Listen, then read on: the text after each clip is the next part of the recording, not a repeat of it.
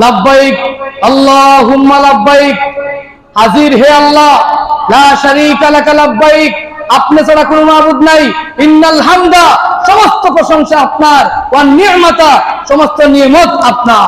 ইব্রাহিম আলাইহিস সালাতু ওয়াস সালামের এমন প্রশ্নের জবাব দিতে গিয়ে আল্লাহ রাব্বুল আলামিন বললেন, ও আমার পয়গম্বর ইব্রাহিম আলাইহিস সালাতু ওয়াস সালাম, আমি আপনাকে নির্দেশ দিয়েছি আপনি হজের ঘোষণা করে দেন। আমি আল্লাহ রাব্বুল আলামিনের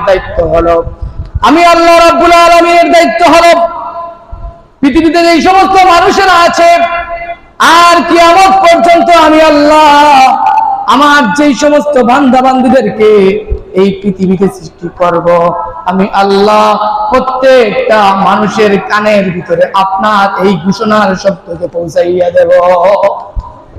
প্রত্যেকটা মানুষের কানের ভিতরে আমি পৌঁছাইয়া দেব। তখন মাকামে ইব্রাহিমের মধ্যে দাঁড়িয়ে ইব্রাহিম আলাইহিস সালাম ঘোষণা করেছেন, ওয়াজিল বিন-নাস বিল-হাজ্জি ইয়াতুকা রিজালান ওয়া আলা কুল্লি দামিরি ইয়াতিনা মিন কুল্লি ফাজ্জিন হামিদ। যখন ঘোষণা করছেন, যারা ছিল আল্লাহ রাব্বুল আলামিন তো সবার কানের মধ্যে পৌঁছাইছেন। যারা মায়ের গর্ভের মধ্যে তখন ছিল, মায়ের গর্ভের মধ্যে আল্লাহ রাব্বুল আলামিন এই সারাকে, এই ডাককে, আহ্বানকে পৌঁছাইয়া দিয়েছেন। আলমে আরওয়াহের মধ্যে যারা ছিল তাদের কানের মধ্যে আল্লাহ রাব্বুল আলামিন পৌঁছাইয়া দিয়েছেন।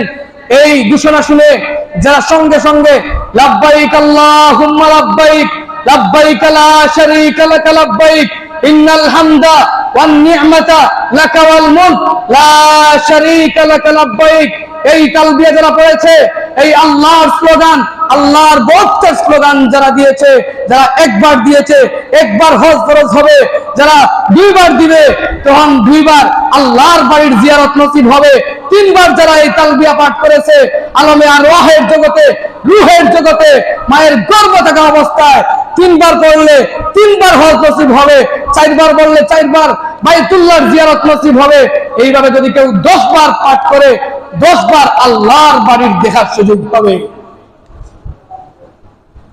মুসলমান ভাইরা আমার, হজ এমন একটা বিধান, অনেক লম্বা আলোচনা।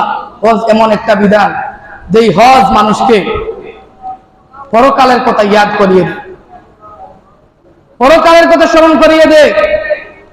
দেখবেন হজের মধ্যে যারা যায় মনে হয় এক দেশের মানুষ যায়, বাংলাদেশের, আচ্ছা বিশ্বের মানুষ যায়, পুরা ওয়ার্ল্ডের মানুষ যায় হজে।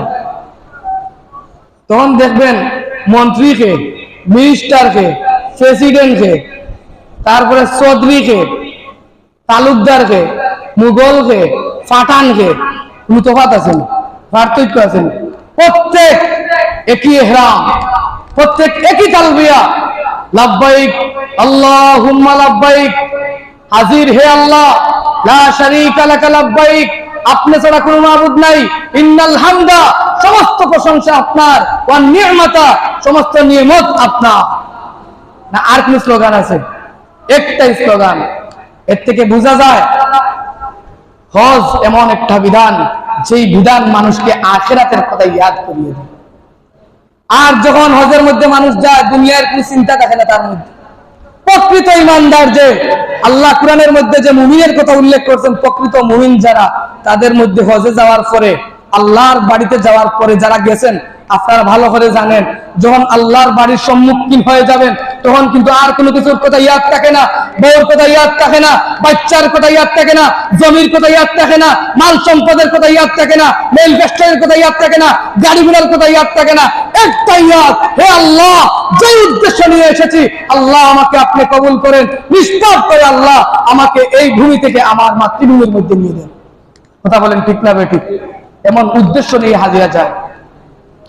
আর যারা এরকম ভাবে ডাকার মতো আল্লাহ রাব্বুল আলামিনকে গিয়ে তখন কাবার চত্বরের মধ্যে আল্লাহ রাব্বুল আলামিনের কাছে ফরিয়াদ করে, আল্লাহ রাব্বুল আলামিন হাদিস শরীফের মধ্যে ইরশাদ ফরমান, আল হাজ্জুল মাবরুর লাইসা লাহু জাযাউন ইল্লাল জান্নাহ, কবুল হজের বদলা একমাত্রই হলো জান্নাত।